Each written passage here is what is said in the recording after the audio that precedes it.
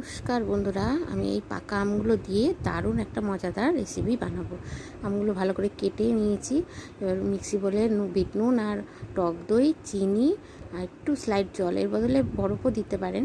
আমি পেস্ট করে নিলাম। দেখুন কি সুন্দর মিহি হয়েছে, আর ছোটো ছোটো একটু দানা হয়েছে। আমি কাচের বয়মে মানে চারে ভরে নিলাম।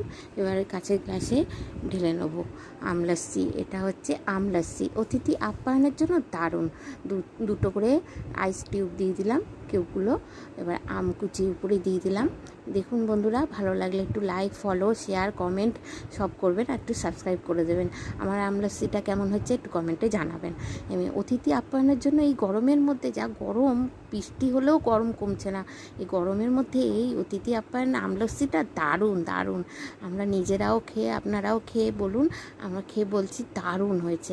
আমার পুরো ভিডিওটা দেখার জন্য বন্ধুরা অসংখ্য ধন্যবাদ।